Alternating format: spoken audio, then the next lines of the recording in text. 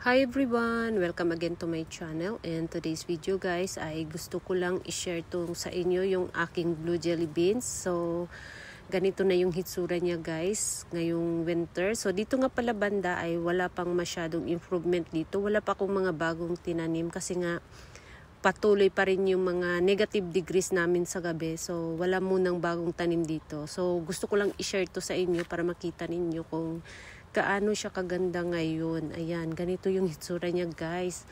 Napaka-intense na ng kanyang kulay. Ayan. Pati yung mga babies niya sa stem, pulang-pula. Diba? Stress na sila sa lamig. Pero tayong nakatingin sa kanya, gandang-ganda naman, diba? So, ganito yung kulay nila ngayon, oh, diba? Ang ganda. Pati yung hindi pa masyadong makulay nung nakaraan. Ayan, unti-unti na silang kumukulay yung nasa likod. Pati yung mga babies niya na napakaliit pa. Ayan, oh. Maganda yung kulay. Pulang-pula. Ayan, diba? So, plano ko to siyang i-cuttings sa ano na, sa pagkatapos ng spring siguro. So, ika-cuttings ko sana siya ngayon. Kaya lang, sayang. Gusto ko munang i-enjoy yung kanyang kulay ngayon. So, pagkatapos na ng spring, saka ko na siya i-cuttings para magkaroon ulit siya ng mga bagong baby doon sa stem. Ayan, di ba? Napakaganda talaga ng kulay niya. Hindi ka magsasawang nakatingin sa kanya dahil pulang-pula talaga siya, guys. Ayan, yung mga hitsura nila ngayon, pulang-pula. Para siyang lipstick, di ba? Mukhang lipstick yung dulo. Ayan, pink na pink. So, nakaka-inlove siya tingnan. So, plano kong magtanim pa nito ng marami kasi kumukonti na yung blue jelly beans ko ngayon kasi nga hindi na ako masyadong nagtanim ng blue jelly beans. Kaya kumukonti na sila. So, gusto ko ulit siyang paramihin. Magtanim ako doon sa bukid. Talagang isang garden na puro blue jelly beans lang yung itatanim ko. So, tingnan natin kung anong magiging resulta. So, ito nga pala ay mayroon silang ano dito. Itong frost cloth.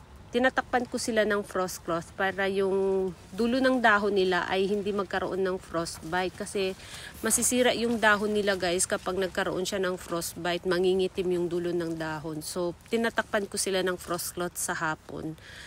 Ayan yung hitsura nila sa likod. Ayan oh, di ba? Napakapula na rin. So ito yung frost cloth na tinatakip ko sa kanila.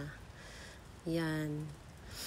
Medyo ano lang siya, kinapalan ko lang ng konti kasi nga wala na akong kino-cover na plastic. So, yung frost cloth ko ay tinupi ko ng 4 na beses para itakip sa kanila. Ayan o, eto. Ganito yung magiging hitsura kapag nagkaroon siya ng frostbite. Mangitim yung dulo ng dahon and then ayun, nahulog na. So, ganyan guys. Ayaw kong masira kasi, di ba, napakaganda at napakapula ng dahon nila. Sayang naman kung pabayaan natin. Ayan. So, ito naman si Supreme. Ayan. Nagiging, ano na siya, pastel pink. Pero hindi pa lahat. Ito pa lang siya ang nagiging pastel pink, yung may bulaklak. Ayan. Pero yung iba ay parang grayish pa rin. Ganon. So, ayan. Napakaganda talaga niya, guys. Yan yung hitsura niya. Yan, pati yung mga baby niya, 'di ba? Ang ganda tingnan. Tapos dito naman sa ilalim ay si Darly Sunshine, ayan. Tingnan niyo guys, napakaganda din ng kulay niya. Nagpipink na rin siya dito sa ilalim. Ayan, ganyan oh. Napakaganda talaga ng kulay niya kapag winter time. Pero pag summer hindi siya ganito kakulay. Nagiging lang siya. Hindi naman sobrang green yung dahon niya sa summer. Pero parang ganun na rin. Ayan. Hindi siya nagpipink masyado during summertime. So, yung ganitong kulay ay nakikita mo lang talaga kapag sobrang malamig na yung panahon. At nagiging na sila, stress na sila sa lamig. And then, kailangan din ay kumpleto sila sa sunlight. Ayan, nangungulubot na yung dahon niya kasi nga kulang na siya sa tubig dito. Ayan. Diba? So, ito siya, hindi ko na tinatakpan ng frost cloth. Ganito na lang siya. Napaka talaga ni Darly Sunshine. Frost hardy talaga siya, guys. Kahit yung naka-expose sa wala sa gilid ng bahay, naka-expose lang siya, guys, ay hindi pa rin namatay hanggang ngayon. Pa rin siya, ganun pa rin siya. Nagkaroon lang siya ng mga frostbite, pero hindi siya namatay. Pero dito banda ay hindi masyadong pink. Yung mga nakatago na hindi talaga siya nakadirect sa sunlight ay hindi masyadong pink. Ito lang sila, oh, tingnan mo. Ayan. Nakaka-receive talaga siya ng maraming sunlight, kaya ganyan yung kulay niya. Talagang pink na pink. Ang ganda tingnan, di ba? Ayan. Tapos, dito naman banda, ayan, wala pang masyadong improvement. Wala pa akong mga bagong tinanim dito. Meron din silang frost cloth. So, ang problema ko lang sa frost cloth, guys, kapag nagtusok ka dito ng succulents, katulad nito, ayan, pag tinanggal mo yung frost cloth kinabukasan, minsan dumidikit yung dahon nila. Kaya ganun yung ko sa mga succulents ko. Lalo na kapag nagtanggal ako ng frost cloth doon sa mini greenhouse ko, dinadahan-dahan ko para yung nila, dahon, hindi dumikit doon sa frost cloth. Ayan. So, ito siya, si Crazy in Ryan to siya. Nagkaroon siya ng stem rot nung summer, kaya ganyan yung hitsura. So, sana nagkaroon na siya ng maraming babies yung aking Crazy in Ryan, kaya lang nagkaroon ng stem rot. Ayan.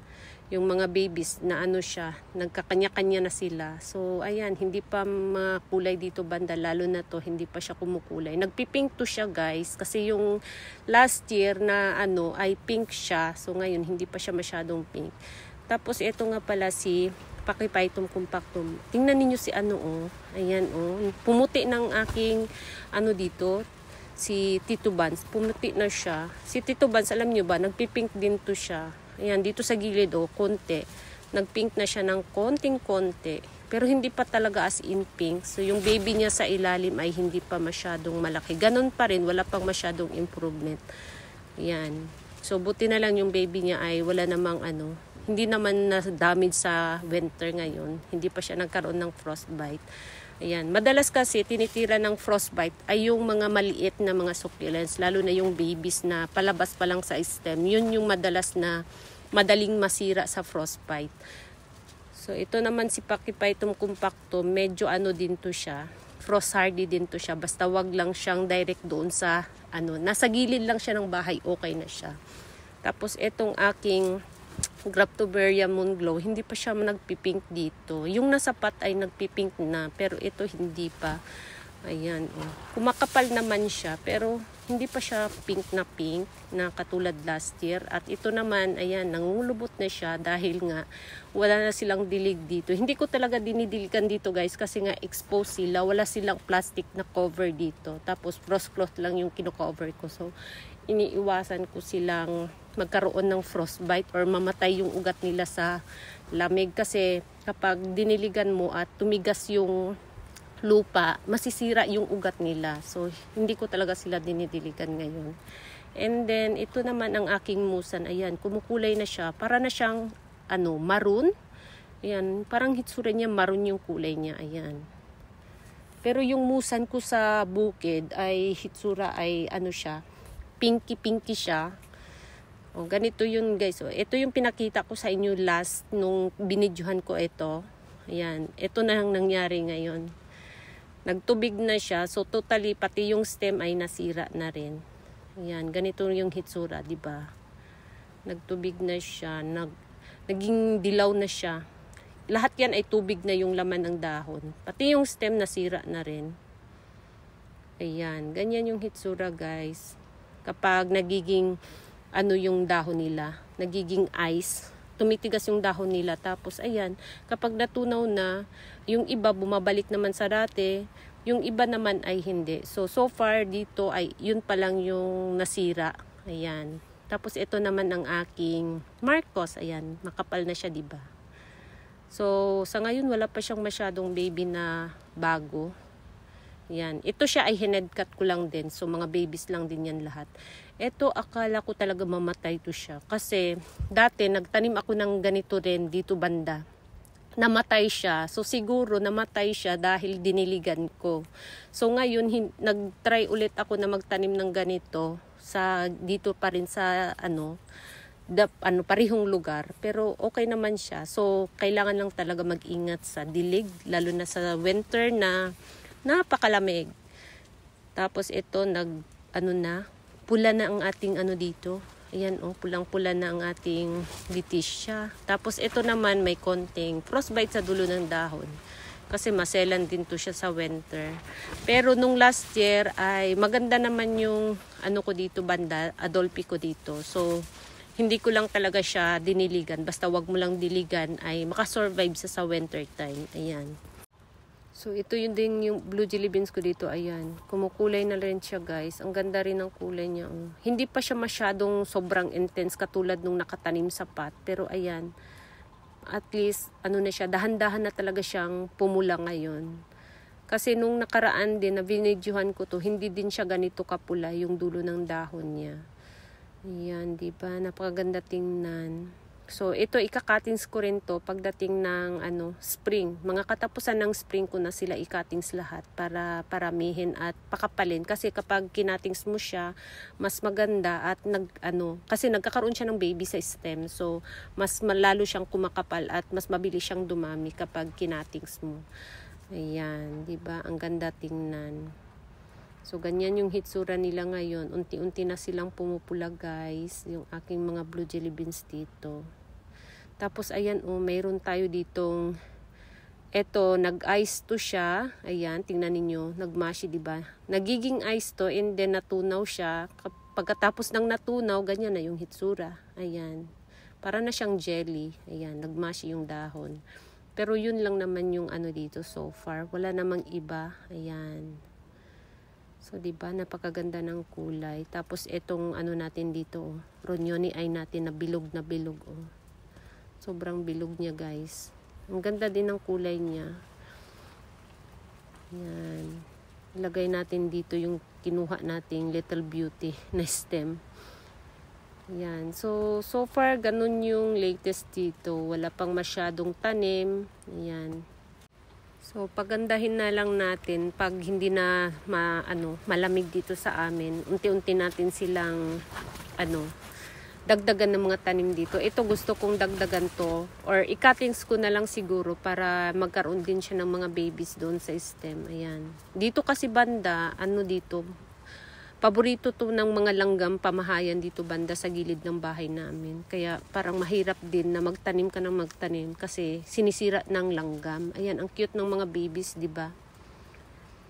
Ayan yung hitsura ng babies, guys. Napakaliit, napaka-cute, napakaganda tingnan. Medyo marami yung babies niya. Kahit winter time pa, may sumusulpot-sulpot na maliit. Ayun. So, medyo nakalbo nga lang siya tingnan. So, kailangan talaga i-trim lagi yung blue jelly beans para makapal siya lagi tingnan. Ayan.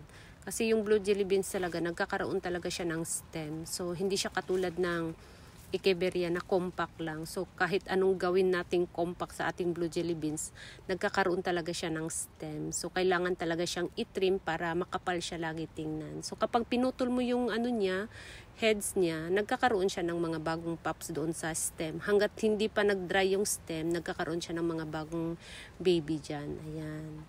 So, ganyan yung hitsura niya, guys, during winter time. Pulang-pula talaga siya. Napakaganda niya tingnan kapag taglamig. Ganyan yung hitsura. Pulang-pula yung kanyang dahon. Ayan.